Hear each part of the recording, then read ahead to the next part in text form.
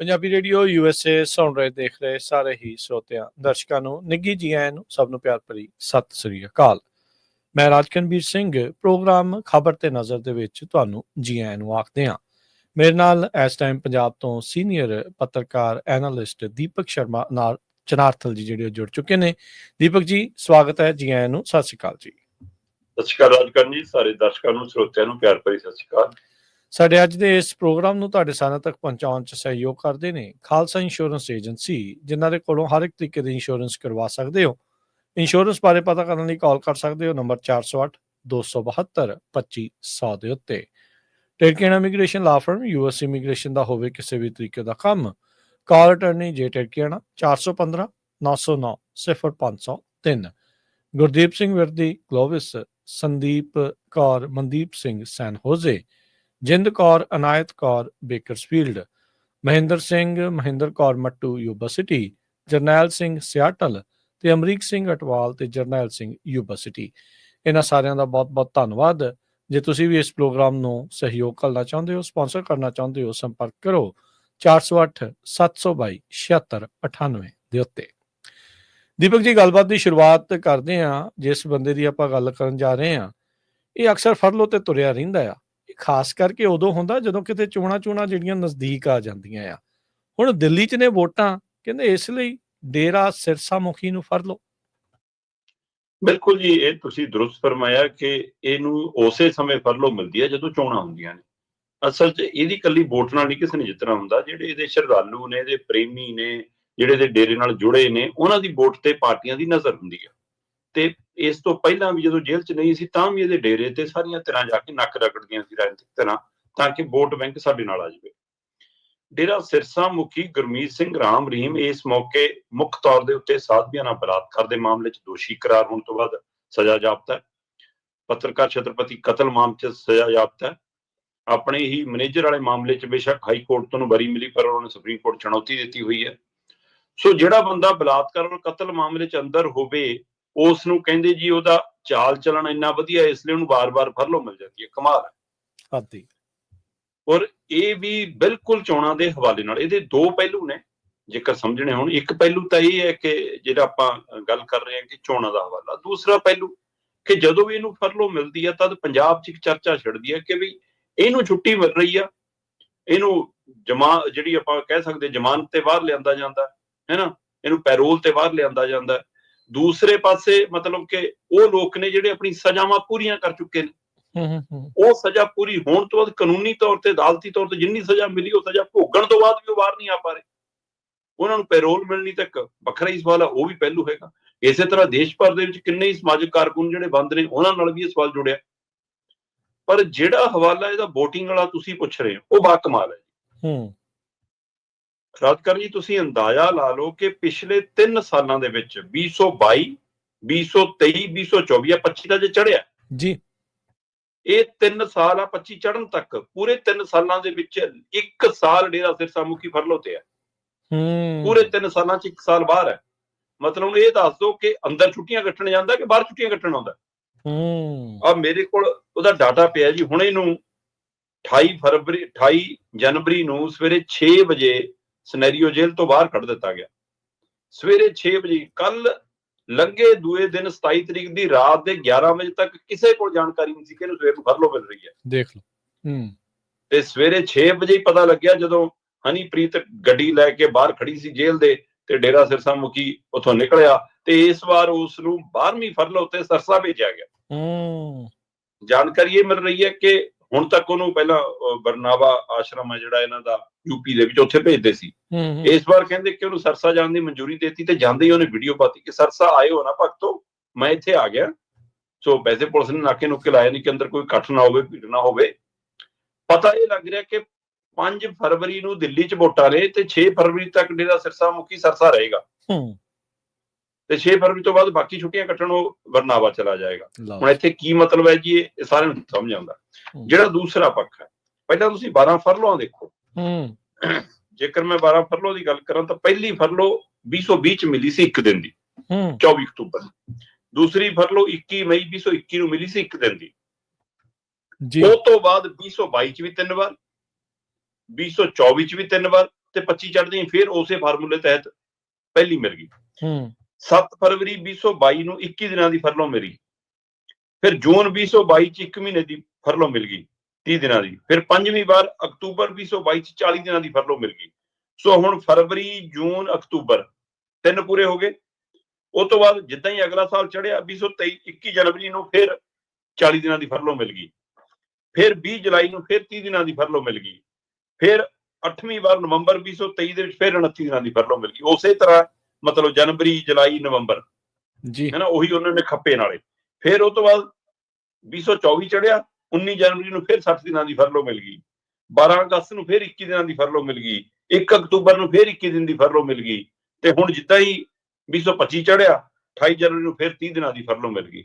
ਸੋ ਇਹ 12 ਫਰਲੋਆਂ ਦੇ ਵਿੱਚ 324 ਦਿਨ ਡੇਰਾ ਸਿਰਸਾ ਮੁਖੀ ਫਰਲੋਂ ਤੇ ਹੈ। ਹੁਣ 2020 ਤੇ 2021 ਨੂੰ 21 ਦਿਨ ਦੀ ਫਰਲੋਂ, ਇਹਨੂੰ ਪਰੇ ਕਰ ਦਿਓ, 2 ਦਿਨ ਘਟਾ ਦਿਓ, ਇਹ ਤਾਂ 322 ਦਿਨ ਬਣੇ। ਫਰਵਰੀ 2022 ਤੋਂ ਲੈ ਕੇ ਜਨਵਰੀ 2025 ਤੱਕ 3 ਸਾਲਾਂ 'ਚ 322 ਦਿਨ, ਲਗਭਗ ਪੂਰਾ 1 ਸਾਲ 365 ਦਿਨਾਂ ਦਾ ਸਾਲ ਹੁੰਦਾ ਜੀ ਤੇ 322 ਦਿਨ ਜਿਹੜਾ ਸਿਰਸਾ ਮੁਖੀ ਬਾਹਰ ਹੈ। ਸੋ ਇਹਦਾ ਮਤਲਬ 3 ਸਾਲਾਂ 'ਚ 1 ਸਾਲ ਤਾਂ ਬਾਹਰ ਹੈ। ਤੇ ਕਿਹੀ ਜੀ ਸਜ਼ਾ ਤੇ ਕਿਹੜਾ ਢੰਗ ਤਰੀਕਾ, ਇਹ ਦੇਖ ਲਓ। ਹੁਣ ਦੂਜਾ ਚੋਣਾਂ ਵਾਲਾ ਪਹਿਲੂ ਜੀ, ਚੋਣਾਂ ਵਾਲੇ ਪਹਿਲੂ ਨੂੰ ਜਦੋਂ ਦੇਖਦੇ ਆ ਤਾਂ ਬਿਲਕੁਲ ਜੀ ਇਹਨਾਂ 12 ਫਰਲੋਆਂ ਦੇ ਵਿੱਚੋਂ 2 ਤਾਂ 1-1 ਦਿਨ ਦੀਆਂ ਨੇ, ਉਹ ਬੇਬੇ ਬਿਮਾਰ ਹੈ, ਇਹ ਮੈਂ ਖਬਰ ਲੈਣੀ ਹੈ। ਉਹ ਜਿਹੜੀਆਂ 10 ਫਰਲੋ ਬਾਕੀ ਨੇ ਉਹਨਾਂ ਚੋਂ 7 ਸਿੱਧੀਆਂ ਚੋਣਾਂ ਨਾਲ ਸੰਬੰਧਿਤ ਨੇ। ਦੇਖ ਲਓ ਜੀ। ਸੋ ਇੱਥੋਂ ਅੰਦਾਜ਼ਾ ਲਾ ਲਓ ਕਿ ਸਿੱਧੀਆਂ ਚੋਣਾਂ ਨਾਲ ਸੰਬੰਧਿਤ ਜਿਹੜੀਆਂ ਨਜ਼ਰ ਆਉਂਦੀਆਂ ਨੇ। ਆ ਲਓ ਜੀ, ਫਰਵਰੀ 2022 21 ਦਿਨਾਂ ਦੀ ਫਰਲੋਂ ਮਿਲੀ, ਪੰਜਾਬ ਵਿਧਾਨ ਸਭਾ ਚੋਣਾਂ ਸੀ। ਜੂਨ 2022 ਦੇ ਵਿੱਚ 30 ਦਿਨਾਂ ਦੀ ਫਰਲੋਂ ਮਿਲੀ, ਹਰਿਆਣੇ ਦੀਆਂ ਨਗਰ ਨਿਗਮ ਚੋਣਾਂ ਸੀ। ਅਕਤੂਬਰ 2022 ਚ 40 ਦਿਨਾਂ ਦੀ ਫਰਲੋਂ ਮਿਲੀ, ਜਿਮਨੀ ਚੋਣਾਂ ਸੀ। ਜੁਲਾਈ 2023 ਦੇ ਵਿੱਚ 30 ਦਿਨਾਂ ਦੀ ਫਰਲੋਂ ਮਿਲੀ, ਹਰਿਆਣੇ ਦੀਆਂ ਪੰਚਾਇਤੀ ਚੋਣਾਂ ਸੀ। ਨਵੰਬਰ 2023 ਚ 29 ਦਿਨਾਂ ਦੀ ਫਰਲੋਂ ਮਿਲੀ, ਰਾਜਸਥਾਨ ਵਿਧਾਨ ਸਭਾ ਚੋਣਾਂ ਸੀ। ਅਕਤੂਬਰ 2024 ਚ 21 ਦਿਨਾਂ ਦੀ ਫਰਲੋਂ ਮਿਲੀ, ਹਰਿਆਣਾ ਵਿਧਾਨ ਸਭਾ ਚੋਣਾਂ ਸੀ ਤੇ ਨਾਲ ਹੀ ਪੰਜਾਬ ਦੀਆਂ ਪੰਚਾਇਤੀ ਚੋਣਾਂ ਸੀ। ਜਨਵਰੀ 2025 ਦੇ ਵਿੱਚ 30 ਦਿਨਾਂ ਦੀ ਫਰਲੋਂ ਮਿਲੀ, ਦਿੱਲੀ ਵਿਧਾਨ ਸਭਾ ਚੋਣਾਂ ਨੇ ਤੇ ਨਾਲ ਹੀ ਹਰਿਆਣੇ ਦੀਆਂ ਨਗਰ ਨਿਗਮ ਚੋਣਾਂ ਨੇ। ਸੋ ਇੱਥੋਂ ਦਾ ਲਾ ਲਓ ਇਹਨੂੰ ਚੋਣ ਫਰਲੋ ਹੈ, ਇਹ VOTING ਫਰਲੋ ਹੈ, ਇਹ ਨਾ ਕਿ ਕਾਨੂੰਨੀ ਫਰਲੋ ਹੈ। ਬਿਲਕੁਲ ਐਵੇਂ ਤਾਂ ਨਹੀਂ ਲੋਕ ਦੀਪਕ ਜੀ, ਜਿਹੜੀ ਗੱਲ ਨੂੰ ਤੁਸੀਂ ਛੋਇਆ ਵੀ ਦੋਹਰੇ ਮਾਪਦੰਡ, ਦੋਹਰਾ ਜਸਟਿਸ ਸਿਸਟਮ ਆ, ਐਵੇਂ ਨਹੀਂ ਲੋਕ ਰੌਲਾ ਪਾਉਂਦੇ। ਇਹ ਚੀਜ਼ਾਂ ਜਿਹੜੀ ਉਸ ਚੀਜ਼ ਦੀ ਪੁਸ਼ਟੀ ਕਰਦੀਆਂ ਆ, ਸ਼ਾਦੀ ਜਿਹੜੀਆਂ ਉਹ ਭਰਤੀਆਂ ਜੀ। ਅਗਲੀ ਗੱਲ ਕਰੀਏ ਦੀਪਕ ਜੀ, ਢੀਂਡਸਿਆਂ ਦੇ ਘਰੇ ਕਹਿੰਦੇ ਭੋਰ ਲਿਆ ਲੱਡੂ, ਬਣੇਗਾ ਨਵਾਂ ਅਕਾਲੀ ਦਲ ਕਿ ਬਣ ਗਿਆ ਨਵਾਂ ਅਕਾਲੀ ਦਲ? ਬਸ ਬਣੇ ਹੀ ਜਾਵੇਗਾ ਜੀ, ਬਣਿਆ ਵਾ ਤਾਂ ਹੈਗਾ ਹੀ ਆ। ਵੈਸੇ ਪਹਿਲਾਂ ਕਿਹੜਾ ਨਹੀਂ ਬਣਾਇਆ ਢੀਂਡਸਿਆਂ ਨੇ। ਅਸਲ ਦੇ ਵਿੱਚ ਕੀ ਹੈ ਕਿ ਇਹ ਪਹਿਲਾਂ ਵੀ ਗੱਲ ਹੁੰਦੀ ਰਹੀ ਹੈ ਕਿ ਜਿਹੜੇ ਸੁਧਾਰ ਲਹਿਰ ਵਾਲੇ ਸ਼ਿਕਾਇਤ ਲੈ ਕੇ ਗਏ ਸੀ ਸੁਖਬੀਰ ਬਾਦਲ ਵਾਲੇ ਮਾਮਲੇ 'ਚ ਜੀ, ਉਹਨਾਂ ਨੇ ਵੱਖਰੇ ਦਲ ਵੀ ਬਣਾ ਕੇ ਦੇਖ ਲਏ, ਸੁਖਬੀਰ ਬਾਦਲ ਦੇ ਨਾਲ ਰਹਿ ਕੇ, ਪ੍ਰਕਾਸ਼ ਸਿੰਘ ਬਾਦਲ ਦੇ ਨਾਲ ਰਹਿ ਕੇ। ਉਹ ਸਾਰੇ ਕੁਝ ਜੋ ਸ਼ਾਮਲ ਨੇ, ਜੋ ਕੁਝ ਸੁਖਬੀਰ ਬਾਦਲ ਆਪਣੀ ਝੋਲੀ ਪਵਾ ਰਿਹਾ ਸੀ, ਚਾਹੇ ਉਹ ਤੋਂ ਸੁਖਬੀਰ ਬਾਦਲ ਮੁੱਕਰ ਗਿਆ ਤੇ ਚਾਹੇ ਬਾਹਰ ਆ ਕੇ ਸੁਧਾਰ ਲਹਿਰ ਦੇ ਨਾਂ ਦੇ ਉੱਤੇ ਆਪਣੇ ਆਪ ਨੂੰ ਸੁਧਿਆ ਹੋਏ ਦੱਸਣ ਲੱਗ ਪਏ। ਮਲਾਈਆਂ ਇਹਨਾਂ ਨੇ ਬਰਾਬਰ ਛਕੀਆਂ ਨੇ। ਹਾਂ, ਇਹ ਹੋ ਸਕਦਾ ਕਿ ਚਮਚਾ ਕਿਸੇ ਨੂੰ ਘੱਟ ਤੇ ਕਿਸੇ ਨੂੰ ਵੱਧ ਪਿਆ ਹੋਵੇ, ਪਰ ਛਕੀ ਸਾਰਿਆਂ ਦੇ ਮਲਾਈਓ। ਸੋ ਇਸ ਲਈ ਜਦੋਂ 2 ਦਸੰਬਰ ਨੂੰ ਜਥੇਦਾਰ ਗਿਆਨੀ ਰਘਵੀਰ ਸਿੰਘ ਹੋਰਾਂ ਨੇ ਸ਼੍ਰੀ ਅਕਾਲ ਤਖਤ ਸਾਹਿਬ ਦੀ ਤਹਿਸੀਲ ਤੋਂ ਹੁਕਮਨਾਮੇ ਪੜ੍ਹੇ ਪੰਜ ਸਿੰਘਾਂ ਸਾਹਿਬਾਨਾਂ ਦੇ ਹਵਾਲੇ ਨਾਲ, ਤਾਂ ਉਹਨਾਂ ਨੇ ਇਹ ਕਿਹਾ ਸੀਗਾ ਕਿ ਦਾਗੀ ਤੇ ਬਾਗੀਆ ਸਾਰੇ ਜਿਹੜੇ ਖੜੇ ਨੇ, ਇਹ ਸਾਰੇ ਪੰਥਕ ਤੌਰ ਤੇ ਆਧਾਰ ਗਵਾ ਚੁੱਕੇ ਨੇ। ਸੋ ਆਧਾਰ ਗਵਾਉਣ ਵਾਲਿਆਂ 'ਚ ਇਹ ਵੀ ਸ਼ਾਮਲ ਨੇ ਤੇ ਉਹ ਵੀ ਸ਼ਾਮਲ ਸੀ। ਉਹਨਾਂ ਨੇ ਤਾਂ ਬਿਨਾਂ ਹੁਕਮਨਾਮਿਆਂ ਦੀ ਪਰਵਾਹ ਕੀਤਿਆਂ 7 ਮੈਂਬਰੀ ਕਮੇਟੀ ਨੂੰ ਦਰਕਨਾਰ ਕਰਕੇ ਉਹਨਾਂ ਨੇ ਤਾਂ ਆਪਣੀ ਮੈਂਬਰਸ਼ਿਪ ਮੈਂ ਭਖਾ ਲਈ। ਕਹਿੰਦੇ 25 ਲੱਖ ਮੈਂਬਰ ਬਣਾਉਣਾ, ਹੋ ਸਕਦਾ 50 ਲੱਖ ਤੱਕ ਬਣ ਜਾਵੇ। ਪਰ ਹੁਣ ਫਿਰ ਪੰਥਕ ਕਚਹਿਰੀ 'ਚ, ਬੋਰਡ ਦੀ ਕਚਹਿਰੀ 'ਚ ਵੀ ਫੈਸਲਾ ਹੋਣਾ ਕਿ ਅਸਲੀ ਅਕਾਲੀ ਦਲ ਹੈ ਕਿਹੜਾ, ਕਿਹੜਾ ਨਹੀਂ, ਤੇ ਦੋਵਾਂ 'ਚੋਂ ਵੀ ਕੋਈ ਹੈ ਕਿ ਨਹੀਂ, ਜਾਂ ਦੋਏ ਆਪਣੇ ਆਪਣੇ ਦਮ ਤੇ ਫਰੀ ਜਾਣਗੇ। ਹੁਣ ਜਿਹੜੇ ਨਵੇਂ ਧਿਰ ਸੀ ਉਹਨੂੰ ਲੱਗਿਆ ਕਿ ਅਸੀਂ ਅਕਾਲ ਤਖਤ ਸਾਹਿਬ ਤੇ ਵੀ ਜਾਇਆ ਏ, ਸਾਨੂੰ ਉੱਥੋਂ ਵੀ ਕੋਈ ਹਾਮੀ ਨਹੀਂ ਪਈ, ਅਸੀਂ ਬਾਰ-ਬਾਰ ਜਥੇਦਾਰ ਦਾ ਬੂਹਾ ਵੀ ਖੜਕਾਇਆ ਏ, ਤਾਂ ਵੀ ਸਾਨੂੰ ਅੰਦਰ ਨਹੀਂ ਵੜਨ ਦੇ ਰਹੇ। ਅਸੀਂ ਨਵੇਂ ਅਕਾਲੀ ਦਲ ਅੰਮ੍ਰਿਤਪਾਲ ਵਾਲੀ ਸਟੇਜ ਤੇ ਚੜ੍ਹ ਨਹੀਂ ਸਕਦੇ, ਸਿਮਰਜੀਤ ਮਾਨ ਨਾਲ ਅਸੀਂ ਤੁਰ ਨਹੀਂ ਸਕਦੇ, ਸੁਖਬੀਰ ਬਾਦਲ ਸਾਨੂੰ ਨਾਲ ਬਿਠਾਉਣ ਨੂੰ ਤਿਆਰ ਨਹੀਂ, ਰਲਾਉਣ ਨੂੰ ਤਿਆਰ ਨਹੀਂ, ਉਹ ਮਾਨਤਾ ਹੁਣ ਦੇਣ ਨੂੰ ਤਿਆਰ ਨਹੀਂ। ਫਿਰ ਕਰੀਏ ਕੀ? ਕਹਿੰਦੇ ਜੀ ਫਿਰ ਨਵਾਂ ਅਕਾਲੀ ਦਲ ਬਣਾ ਲਓ। ਮਤਲਬ ਇਹ ਤੋਂ ਪਹਿਲਾਂ ਕਿਹੜਾ ਘੱਟ ਬਣੇ ਨੇ, ਤੇ ਉਹ ਕਿੰਨਾ ਕੁ ਪੂਰ ਪਾ ਗਏ, ਕਿੰਨਾ ਕੁ ਮਨਜ਼ੂਰ ਹੋ ਗਏ, ਇਹ ਸਾਰਾ ਸਵਾਲ ਹੈ। ਤੇ ਖਾਸ ਕਰਕੇ ਇਹ ਹੈ ਕਿ ਕੀ ਇਹਨਾਂ ਦੇ ਵਿੱਚ ਕੋਈ ਪੰਥਕ ਤੌਰ ਦੇ ਉੱਤੇ ਜਥੇਦਾਰ ਗੁਰਜੀਤ ਸਿੰਘ ਟੌੜਾ ਤੋਂ ਵੱਡਾ ਨਾਮ ਹੈਗਾ? ਟੌੜਾ ਸਾਹਿਬ ਨੇ ਵੀ ਬਣਾਇਆ ਸੀ ਜੀ। ਜੇ ਰਾਜਨੀਤਿਕ ਮਤਲਬ ਚਾਲਬਾਜ਼ੀਆਂ ਦੇਖੀਏ ਤਾਂ ਕੀ ਇਹਨਾਂ 'ਚ ਕੋਈ ਮਨਪ੍ਰੀਤ ਬਾਦਲ ਤੋਂ ਜ਼ਿਆਦਾ ਹੈਗਾ? ਉਹਨੇ ਵੀ PPP ਬਣਾ ਕੇ ਦੇਖੀ ਸੀ। ਸੋ ਢੀਂਡਸਿਆਂ ਨੇ ਪਹਿਲਾਂ ਵੀ ਬਣਾ ਕੇ ਦੇਖ ਲਿਆ, ਚੰਦੂ ਮਾਜਰੇ ਉਹਨਾਂ ਨੇ ਵੀ ਪਹਿਲਾਂ ਬਣਾ ਕੇ ਦੇਖਿਆ ਹੋਇਆ ਹੈ ਨਾ, ਰਵਿੰਦਰ ਵਾਲਾ ਵੀ ਚੱਲਦਾ ਹੈ, ਉਧਰ ਬਾਬਾ ਬੇਦੀ ਹੋਣੀ ਵੀ ਸਰਗਰਮ ਨੇ।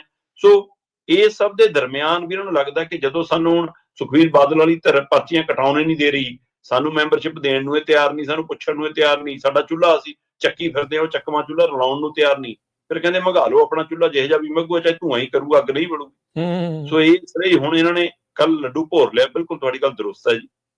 ਹੁਣ ਇਹ ਕਹਿੰਦੇ ਅਸੀਂ ਸ਼੍ਰੀ ਅਕਾਲ ਤਖਤ ਸਾਹਿਬ ਤੇ ਜਾਵਾਂਗੇ, ਜਥੇਦਾਰ ਜੀ ਕੋਲ ਦੁਬਾਰਾ ਬੇਨਤੀ ਕਰਾਂਗੇ ਕਿ 2 ਤਰੀਕ ਵਾਲੇ ਫੈਸਲੇ ਪ੍ਰਵਾਨ ਕਰਾਓ ਜੀ, ਉੱਥੇ ਅਸੀਂ ਵੱਡਾ ਇਕੱਠ ਕਰਾਂਗੇ ਤੇ ਉਸੇ ਇਕੱਠ ਦੇ ਵਿੱਚੋਂ ਨਵੇਂ ਅਕਾਲੀ ਦਲ ਦੇ ਰਾਹ ਪੈ ਜਾਣ। ਠੀਕ ਹੈ।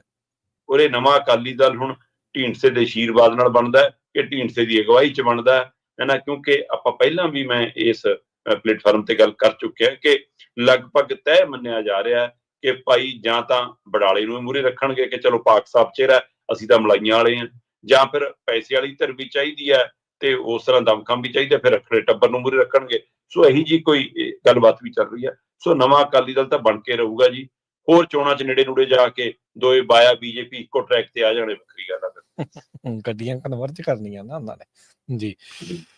ਪੰਜਾਬ ਤੇ ਹਰਿਆਣਾ ਵਿੱਚ ਜਨਵਰੀ ਮਹੀਨੇ 'ਚ ਹੀ ਕਹਿੰਦੇ ਜਿਹੜੀਆਂ ਹਰੀਆਂ ਆ ਉਹ ਸੁਨਹਿਰੀ ਹੋਣ ਲੱਗ ਗਈ ਆ ਕਣਕ। ਬਿਲਕੁਲ ਜੀ, ਇਹ ਬੜਾ ਦੁਖਦਾਇਕ ਪੀੜਦਾਇਕ ਵਕਤ ਹੈ। ਵੈਸੇ ਤਾਂ ਇਸ ਵਾਰ ਉਹਨੇ ਬਣਦੇ ਮੀਂਹ ਵੀ ਨਹੀਂ ਪਏ ਜਿਹੜੇ ਮੀਂਹ ਕਣਕ ਲਈ ਘਿਓ ਦਾ ਕੰਮ ਕਰਦੇ ਆ ਇਸ ਮੌਕੇ। ਉਹ ਮੀਂਹ ਨਾ ਪੈਣਾ ਵੀ ਫਸਲ ਦੇ ਝਾੜ ਤੇ ਅਸਰ ਪਾਉਂਦਾ। ਪਰ ਦੂਸਰੇ ਪਾਸੇ ਜਿਸ ਤਰ੍ਹਾਂ ਮੌਸਮ ਤਬਦੀਲੀ ਹੋਈ ਹੈ ਨਾ ਰਾਜਕਰਨ ਜੀ, ਪੰਜਾਬ ਤੇ ਹਰਿਆਣਾ 'ਚ, ਉੱਤਰੀ ਭਾਰਤ 'ਚ, ਮਤਲਬ ਹੈਰਾਨ ਹੋਣਗੇ ਸਾਡੇ ਸਰੋਤੇ ਕਿ ਇਸ ਮੌਕੇ ਦਿਨ ਤੇ ਰਾਤ ਦੇ ਤਾਪਮਾਨ 'ਚ 13 ਤੋਂ 15 ਡਿਗਰੀ ਦਾ ਫਰਕ ਆਉਂਦਾ। ਦਿਨ ਦੇ ਵਿੱਚ ਐਨ ਗਰਮੀ ਹੁੰਦੀ ਹੈ, ਤੁਹਾਨੂੰ AC ਗੱਡੀਆਂ ਚਲਾਉਣੇ ਪੈ ਜਾਂਦੇ ਨੇ, ਹੁਣ ਉੱਡ ਜਾਂਦੇ। ਠੀਕ ਹੈ।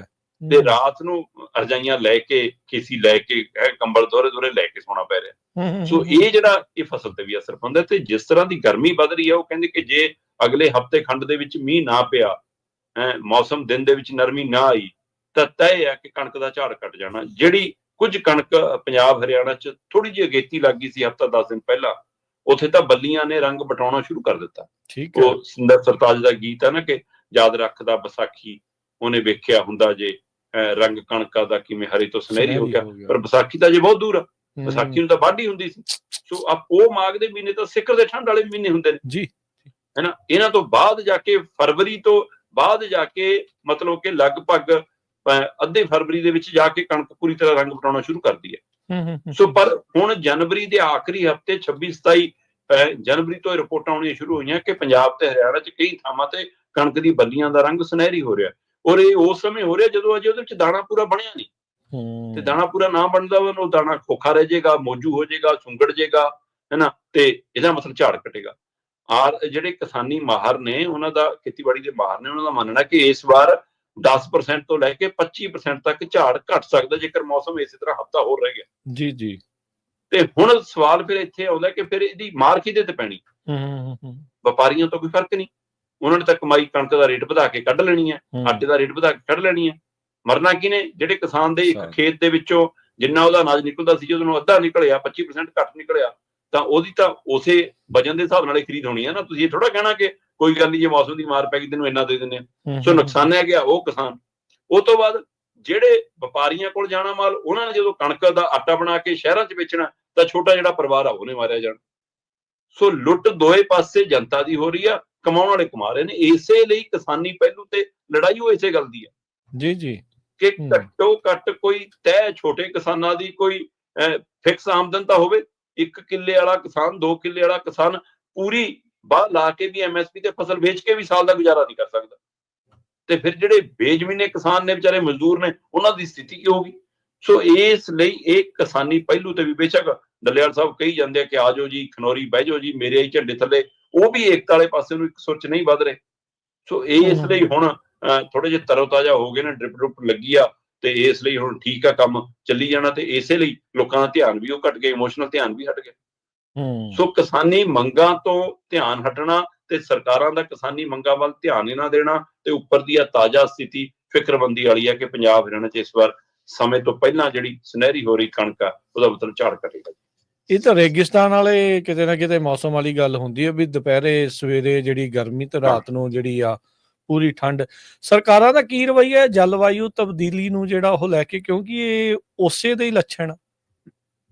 ਦੇਖੋ, ਇਹ ਪੂਰੇ ਵਿਸ਼ਵ ਦੇ ਵਿੱਚ ਜਿਹੜਾ ਕਲਾਈਮੇਟ ਚੇਂਜ ਹੈ ਉਸੇ ਦਾ ਵਰਤਾਰਾ ਹੈ, ਤੇ ਉਹਦੇ ਵਿੱਚ ਯੋਗਦਾਨ ਅਸੀਂ ਆਮ ਲੋਕ ਤੋਂ ਲੈ ਕੇ ਸਾਡਾ ਸਿਸਟਮ ਜ਼ਰੂਰ ਪਾ ਰਿਹਾ, ਚਾਹੇ ਉਹ ਇੰਡਸਟਰੀ ਦੇ ਰਾਹੀਂ ਹੋਵੇ, ਚਾਹੇ ਅਸੀਂ ਕਾਰਾਂ ਗੱਡੀਆਂ ਰਾਹੀਂ ਹੋਈਏ, ਚਾਹੇ ਏਸੀਆਂ ਰਾਹੀਂ ਹੋਈਏ, ਚਾਹੇ ਕੂੜਾ ਕਰਕਟ ਪਲਾਸਟਿਕ ਰਾਹੀਂ ਹੋਵੇ। ਇਹ ਸਾਰਿਆਂ ਦੇ ਲਈ ਅਸੀਂ ਖੁਦ ਜ਼ਿੰਮੇਵਾਰ ਹਾਂ। ਤੇ ਮੈਨੂੰ ਲੱਗਦਾ ਅਸੀਂ ਆਉਣ ਵਾਲੇ ਅਗਲੇ 10-20 ਸਾਲਾਂ 'ਚ ਆਪਣੀ ਪੀੜ੍ਹੀਆਂ ਲਈ ਇਹੋ ਜਿਹੇ ਕੰਡੇ ਬੀਜ ਦਾਂਗੇ ਜਿਹੜੇ ਉਹਨਾਂ ਤੋਂ 100 ਸਾਲ ਝੁਕੇ ਨਹੀਂ ਜਾਣੇ। ਬਹੁਤ ਫਿਕਰਮੰਦੀ ਵਾਲੇ ਦੌਰ 'ਚ ਅਸੀਂ ਐਂਟਰ ਕਰ ਰਹੇ ਹਾਂ। ਜੀ ਜੀ ਦੀਪਕ ਜੀ, ਅਗਲੀ ਗੱਲ ਕਰੀਏ, ਝੰਡੀ ਵਾਲੀ ਕਾਰ ਬਚੀ ਰਹੇ, ਕਹਿੰਦੇ ਇਸੇ ਲਈ ਕਿਸੇ ਵੀ ਮੰਤਰੀ ਨੇ ਮਾਨਸੇ 'ਚ ਨਹੀਂ ਲਹਿਰਾਇਆ ਝੰਡਾ।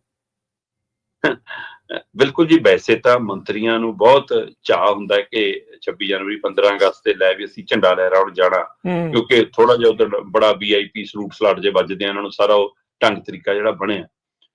ਪਰ ਮਾਨਸਾ ਜਾਣ ਨੂੰ ਕੋਈ ਤਿਆਰ ਨਹੀਂ ਸੀ। ਕਹਿੰਦੇ ਜਦੋਂ ਪਤਾ ਲੱਗਾ ਕਿ ਮੁੱਖ ਮੰਤਰੀ ਭਗਵੰਤ ਮਾਨ ਜੀ ਇਹ ਵੰਡਣ ਜਾ ਰਹੇ ਨੇ ਕਿ ਕਿਹੜਾ ਜ਼ਿਲ੍ਹਾ ਕਿਹਨੂੰ ਦੇਣਾ, ਕਿਹੜੇ ਸਟੇਸ਼ਨ ਤੇ ਕਿਹਨੇ ਝੰਡਾ ਲਹਿਰਾਉਣਾ, ਕਹਿੰਦੇ ਸੁਨੇਹੇ ਪਹੁੰਚ ਗਏ, ਰੁਕੇ ਪਹੁੰਚ ਗਏ ਮੁੱਖ ਮੰਤਰੀ ਸਾਹਿਬ ਕੋਲ ਕਿ ਮੈਂ ਮਾਨਸੇ ਨਹੀਂ ਜਾਣਾ ਜੀ ਝੰਡਾ ਲਹਿਰਾਉਣ। ਅੱਛਾ। ਕਹਿੰਦੇ ਵੀ ਇਹ ਜਿਹਾ ਕੀ ਚੱਕਰ ਹੈ? ਕਹਿੰਦੇ ਜੀ ਜਿਹੜਾ ਮਾਨਸਾ ਝੰਡਾ ਲਹਿਰਾਉਂਦਾ ਉਹਦੀ ਝੰਡੀ ਵਾਲੀ ਕਾਰ ਚਲੀ ਜਾਂਦੀ ਹੈ। ਰਾਜਕਰਨ ਜੀ, ਪੰਜਾਬ ਦੇ ਵਿੱਚ ਨਾ ਸ਼੍ਰੀ ਅਨੰਦਪੁਰ ਸਾਹਿਬ ਹਲਕਾ ਜਿਹੜਾ ਵਿਧਾਨ ਸਭਾ ਹਲਕਾ, ਹਾਂਜੀ, ਉੱਥੇ ਇਹ ਪਿਰਤ ਮੰਨੀ ਜਾਂਦੀ ਹੈ ਕਿ ਉੱਥੇ ਜਿਹੜਾ ਵੀ ਜਿੱਤਦਾ ਉਸੇ ਪਾਰਟੀ ਦੀ ਸਰਕਾਰ ਬਣਦੀ ਹੈ। ਜਿਹੜਾ ਉੱਥੋਂ MLA ਬਣਦਾ, ਕਾਂਗਰਸ ਦਾ MLA ਰਮੇਸ਼ ਦੱਤ ਜਿੱਤਿਆ ਤੇ ਕੈਪਟਨ ਅਮਰਿੰਦਰ ਸਿੰਘ ਦੀ ਸਰਕਾਰ ਬਣੀ। ਇਸੇ ਤਰ੍ਹਾਂ ਮਤਲਬ ਕਿ ਉੱਥੋਂ ਮਾਸਟਰ ਤਾਰਾ ਸਿੰਘ ਜਿੱਤਿਆ ਤਾਂ ਅਕਾਲੀ ਦਲ ਦੀ ਸਰਕਾਰ ਬਣੀ ਹੈ। ਫਿਰ ਉਸ ਤੋਂ ਬਾਅਦ ਅਨੰਦਪੁਰ ਸਾਹਿਬ ਤੇ ਨੰਗਲ ਹਲਕਾ ਇਕੱਠਾ ਹੋ ਗਿਆ। ਫਿਰ ਉੱਥੋਂ ਮਤਲਬ ਕਿ ਅਨੰਦਪੁਰ ਸਾਹਿਬ ਹਲਕੇ ਤੋਂ ਜਿਵੇਂ 2 ਵਾਰ ਲਗਾਤਾਰ ਮਾਸਟਰ ਮਦਨ ਮੋਹਨ ਮਿੱਤਲ ਜਿੱਤ ਗਏ, ਹੈ ਨਾ, ਤੇ ਉਹਦੇ ਨਾਲ ਫਿਰ ਅਕਾਲੀ BJP ਦੀ ਸਰਕਾਰ ਲਗਾਤਾਰ 2 ਵਾਰ ਬਣ ਗਈ। ਰਾਣਾ KP ਸਿੰਘ ਜਿੱਤ ਗਏ, ਫਿਰ ਕੈਪਟਨ ਦੀ ਕਾਂਗਰਸ ਦੀ ਸਰਕਾਰ ਬਣ ਗਈ। ਹੁਣ ਹਰਜੋਤ ਬੈਂਸ ਜਿੱਤ ਗਏ ਆਮ ਆਦਮੀ ਪਾਰਟੀ ਤੇ। ਉਸ ਹਲਕੇ ਲਈ ਇਹ ਬਣਿਆ ਕਿ ਅਨੰਦਪੁਰ ਸਾਹਿਬ ਤੋਂ ਜਿਹੜਾ MLA ਜਿੱਤਦਾ ਸਮਝ ਲਓ ਉਹਦੀ ਸਰਕਾਰ ਬਣ ਰਹੀ ਹੈ। ਠੀਕ ਹੈ। ਇਸੇ ਤਰ੍ਹਾਂ ਪੰਜਾਬ 'ਚ ਇੱਕ ਮਿੱਥ ਬਣ ਗਈ ਸੀ ਕਿ ਸਿੱਖਿਆ ਮੰਤਰੀ ਦੁਬਾਰਾ ਨਹੀਂ ਜਿੱਤਦਾ, ਤੇ ਲਗਭਗ ਅਸੀਂ ਲੰਮਾ ਸਮਾਂ ਦੇਖਿਆ ਇਹ ਵਰਤਾਰਾ, ਇਹ ਮਿੱਥ ਤੁਰੀ ਆਉਂਦੀ ਰਹੀ। ਪਰ ਇਸ ਮਿੱਥ ਨੂੰ ਪ੍ਰਗਟ ਸਿੰਘ ਨੇ ਤੋੜਿਆ। ਪ੍ਰਗਟ ਸਿੰਘ ਹੋਰੀ ਸਿੱਖਿਆ ਮੰਤਰੀ ਹੁੰਦਿਆਂ ਵੀ ਉਹ ਤੋਂ ਬਾਅਦ ਚੋਣ ਲੜੇ ਤੇ ਜਿੱਤ ਗਏ, ਆਮ ਆਦਮੀ ਪਾਰਟੀ ਦੀ ਲਹਿਰ 'ਚ ਵੀ ਉਹ ਜਿੱਤ ਗਏ। ਸੋ ਇਹ ਮਿੱਥ ਟੁੱਟੀ। ਇਸ ਲਈ ਇਹ ਮਿੱਥ ਹੁੰਦੀ ਹੈ, ਪਰ ਵਹਿਮ ਬੜਾ ਡਰ ਪੈਦਾ ਕਰਦਾ। ਮਾਨਸਾ ਨੂੰ ਲੈ ਕੇ ਮਿੱਥ ਬਣ ਗਈ ਕਿ ਬਈ ਮਾਨਸਾ ਤਾਂ ਜਿਹੜਾ ਉੱਥੇ ਦਾ ਮੌਜੂਦਾ MLA ਉਹਦਾ ਝੰਡਾ ਲਹਿਰਾਉਣ ਦਾ ਮੌਕਾ ਹੀ ਨਹੀਂ ਮਿਲਿਆ। ਪਹਿਲਾਂ ਹੀ ਮੰਤਰੀ ਵਾਲੀ ਕਾਰ ਕੁਸਕੀ ਵਿਜੇ ਸਿੰਗਲਾ, ਹਾਂਜੀ, ਮੰਤਰੀ ਬਣਦੇ ਹੀ, ਸਰਕਾਰ ਬਣਦੇ ਹੀ ਸਭ ਤੋਂ ਪਹਿਲਾਂ ਉਹਦੀ ਫੱਟੀ ਪੁੱਛੀ ਗਈ ਸੀ ਕਿ ਜਾ ਜੀ ਮੈਂ ਫੜ ਲਿਆ ਜੀ। ਮੁੱਖ ਮੰਤਰੀ ਸਾਹਿਬ ਕਹਿੰਦੇ ਦੇਖੋ ਜੀ ਇਹ ਕਮਿਸ਼ਨ ਲੈਂਦੇ ਸੀ ਜੀ, ਆਪਾਂ ਕੱਢਤਾ ਜੀ, ਟੰਗਤਾ ਜੀ, ਨਾ ਬਾਅਦ ਚੋਂ ਕਾਰਵਾਈ, ਨਾ ਕੋਈ ਚਲਾਨ ਪੇਸ਼, ਨਾ ਕੁਛ। ਡਰਾਮਾ ਸੀ ਡਰਾਮਾ। ਪਰ ਉਹ ਡਰਾਮਾ ਇਹ ਤਾਂ ਜਚਾ ਗਿਆ ਨਾ ਕਿ ਲੈ ਭਾਈ ਮਾਨਸੇ ਵਾਲਾ MLA ਕਦੇ ਝੰਡਾ ਨਹੀਂ ਲਹਿਰਾ ਸਕਿਆ। ਚਲੋ ਉੱਥੇ ਵਾਲਾ ਤਾਂ ਕੰਮ ਨਹੀਂ ਪੜਿਆ। ਪਰ ਆ ਪਿਛਲੇ 2023 ਤੋਂ 2024 ਤੱਕ 3 ਮੌਕੇ ਆਏ। 2023 ਦੀ 15 ਅਗਸਤ, 2024 ਦੀ 26 ਜਨਵਰੀ, 2024 ਦੀ 15 ਅਗਸਤ। ਇਹ ਤਿੰਨੇ ਮੌਕੇ ਤੇ ਜਿਹੜੇ 3 ਮੰਤਰੀਆਂ ਨੇ ਮਾਨਸੇ ਜਾ ਕੇ ਝੰਡਾ ਲਹਿਰਾਇਆ ਉਹ ਤਿੰਨਾਂ ਦੀ ਝੰਡੀ ਵਾਲੀ ਕਾਰ ਚੱਲੀ। ਅੱਛਾ ਜੀ। 15 ਅਗਸਤ 2023 ਨੂੰ ਬੀਬੀ ਅਨਮੋਲ ਗਗਨ ਮਾਨ ਨੇ ਮਾਨਸਾ ਝੰਡਾ ਲਹਿਰਾਇਆ ਸੀ। 26 ਜਨਵਰੀ 2024 ਨੂੰ ਬ੍ਰਹਮ ਸ਼ੰਕਰ ਜਿੰਪਾ ਨੇ ਮਾਨਸੇ ਝੰਡਾ ਲਹਿਰਾਇਆ ਸੀ। 15 ਅਗਸਤ 2024 ਨੂੰ ਚੇਤਨ ਸਿੰਘ ਜੋੜਾ ਮਾਜਰਾ ਨੇ ਮਾਨਸਾ ਝੰਡਾ ਲਹਿਰਾਇਆ ਸੀ। ਸੋ ਕੈਬਨਿਟ ਦੀ ਫੇਰ ਬਦਲ 'ਚ ਬ੍ਰਹਮ ਸ਼ੰਕਰ ਜਿੰਪਾ ਵੀ ਗਿਆ, ਚੇਤਨ ਸਿੰਘ ਜੋੜਾ ਮਾਜਰਾ ਵੀ ਗਿਆ, ਅਨਮੋਲ ਗਗਨ ਮਾਨ। ਹੁਣ ਵੈਸੇ ਤਾਂ ਮੰਤਰੀ ਉਹਦੇ ਜਾਂਦੇ ਇਸ ਦਮ ਤੇ ਨੇ ਕਿ ਤੁਸੀਂ ਹਰੇਕ ਪਾਰਟੀ ਦਾ ਆਪਣਾ ਪੈਮਾਨਾ ਹੈ ਕਿ ਕਿਵੇਂ ਹਟਾਉਣਾ, ਕਿਵੇਂ ਲਾਉਣਾ। ਜ਼ਿਆਦਾਤਰ ਤਾਂ ਇਸ ਤਰੀਕੇ ਨਾਲ ਹੁੰਦਾ ਕਿ ਜਿਹੜਾ ਤਕਨੀਕੀ ਤੌਰ ਤੇ ਦੇਖਿਆ ਜਾਵੇ ਕਿ ਭਾਈ ਇਹਦਾ ਕੰਮ ਵਧੀਆ ਨਹੀਂ, ਇਹ ਆਪਣਾ ਵਿਭਾਗ ਵਧੀਆ ਨਹੀਂ ਸੰਭਾਲ ਰਿਹਾ। ਪਰ ਅੱਜ ਕੱਲ੍ਹ ਦੇਖਿਆ ਜਾਂਦਾ ਕਿ ਹਾਈ ਕਮਾਂਡ ਦੇ ਤਲਬੇ ਨਹੀਂ ਵਧੀਆ ਚੱਟ ਰਿਹਾ, ਹਾਈ ਕਮਾਂਡ ਦੀ ਸੇਵਾ ਨਹੀਂ ਵਧੀਆ ਕਰ ਰਿਹਾ, ਹੈ ਨਾ, ਪਾਰਟੀ ਨੂੰ ਫੰਡ ਨਹੀਂ 2 ਨੰਬਰ 'ਚ ਇਕੱਠਾ ਕਰਕੇ ਦੇ ਰਿਹਾ। ਸੋ ਇਹੋ ਜਿਹੇ ਪੈਮਾਨੇ ਬਣ ਗਏ। ਸੋ ਪਤਾ ਨਹੀਂ ਹੁਣ ਇਹ ਕਿਹੜੇ ਪੈਮਾਨੇ 'ਚ ਤੁਲੇ ਨੇ। ਇਹ ਤਿੰਨਾਂ ਦੀ ਛੁੱਟੀ ਤਾਂ ਇਸ ਲਈ ਹੋਈ, ਪਰ ਮਾਨਸਾ ਇਸ ਕੰਮ ਦੇ ਲਈ ਮਿੱਥ ਬਣ ਗਿਆ ਕਿ ਵੀ ਮਾਨਸਾ ਜਿਹੜਾ ਝੰਡਾ ਲਹਿਰਾਇਆ ਉਹ ਤਾਂ ਗਿਆ। ਸੋ ਇਸ ਵਾਰ ਕਿਸੇ ਵੀ ਮੰਤਰੀ ਨੇ ਮਾਨਸਾ 26 ਜਨਵਰੀ 2025 ਤੇ ਝੰਡਾ ਲਹਿਰਾਉਣਾ ਮਨਜ਼ੂਰ ਨਹੀਂ ਕੀਤਾ। ਤੇ ਉੱਥੇ ਫਿਰ DC ਸਾਹਿਬ ਨੂੰ ਲਾਤਾ, ਜ਼ਿਲ੍ਹਾ ਮਾਨਸਾ ਦੇ DC ਨੇ ਕੁਲਵੰਤ ਸਿੰਘ ਹੋਰੀ, ਉਹਨਾਂ ਨੇ ਇਸ ਮੌਕੇ ਕੌਮੀ ਝੰਡਾ ਲਹਿਰਾਇਆ। ਤੇ ਉਹ ਹੁਣ ਉੱਥੇ ਹੀ ਕਹਿੰਦੇ ਝੰਡਾ ਲਹਿਰਾ ਰਹੇ ਸੀ ਤੇ ਪਿੱਛੇ ਹੋਰ ਅਫਸਰ ਤੇ ਇਲਾਕੇ ਦੇ ਲੀਡਰ ਘੁਸਰ ਮੁਸਰ ਕਰ ਰਹੇ ਸੀ ਕਿ ਚੱਲ ਮੰਤਰੀ ਤਾਂ ਨਹੀਂ ਆਇਆ, ਕਿਤੇ ਐਂ ਤਾਂ ਨਹੀਂ ਹੋਊਗਾ ਮਾਰ ਹੁਣ DC ਤੇ ਕੋਈ ਪੈ ਜਾਊਗੀ, ਹੁਣ ਇਹ ਦੇਖੀ ਜਾਊ ਜੀ ਜਾਊਗਾ। ਸੋ ਇਸ ਲਈ ਇਹ ਮਿੱਥ ਬਣੀ ਹੈ ਆਪਣੀ ਝੰਡੀ ਵਾਲੀ ਕਾਰ ਬਚਾਉਣ ਲਈ। ਕਹਿੰਦੇ ਜੀ ਮਾਨਸਾ ਕੋਈ ਵੀ ਮੰਤਰੀ ਝੰਡਾ ਲਹਿਰਾਉਣ ਨਹੀਂ ਗਿਆ। ਤੇ ਪੰਜਾਬ ਵਾਲੇ ਮੋਦੀ ਨੂੰ ਸੱਦ ਲੈਂਦੇ ਜੇ ਏਡੇ ਹੀ ਸੀਗੇ ਇਹਨਾਂ ਨੂੰ ਪਤਾ ਜੀ। ਅਗਲੀ ਗੱਲਬਾਤ ਦੀਪਕ ਜੀ ਕਰਦੇ ਜਾਈਏ। ਅੰਬੇਦਕਰ ਹੋਣਾ ਦੇ ਬੁੱਤ ਦੀ ਛੇੜਛਾੜ ਦੇ ਮਾਮਲੇ ਦੇ ਵਿੱਚ ਅੱਧਾ ਪੰਜਾਬ ਰਿਹਾ ਬੰਦ। ਬਿਲਕੁਲ ਜੀ, ਇਹ ਜੋ ਘਟਨਾ ਵਾਪਰੀ ਸੀ ਅੰਮ੍ਰਿਤਸਰ ਦੇ ਵਿੱਚ ਬਹੁਤ ਮੰਦਭਾਗੀ ਸੀ। ਆਪਾਂ ਉਸ ਸਮੇਂ ਵੀ ਗੱਲ ਕੀਤੀ ਸੀ ਕਿ ਅਜਿਹੀ ਘਟਨਾ ਵਾਪਰਨ ਦਾ ਮਤਲਬ ਹੈ ਕਿ ਕਿਤੇ ਨਾ ਕਿਤੇ ਦੇ ਵਿੱਚ ਡੂੰਘੀ ਸਾਜ਼ਿਸ਼ ਕੋਈ ਕੰਮ ਕਰ ਰਹੀ ਹੈ। ਨਹੀਂ, ਉਸੇ ਦਿਨ ਔਰ ਅੰਮ੍ਰਿਤਸਰ ਦੀ ਨਗਰੀ 'ਚ ਇਹ ਘਟਨਾ ਦਾ ਵਾਪਰਨਾ ਇਹ ਅਚਨਚੇਤ ਨਹੀਂ ਹੈ।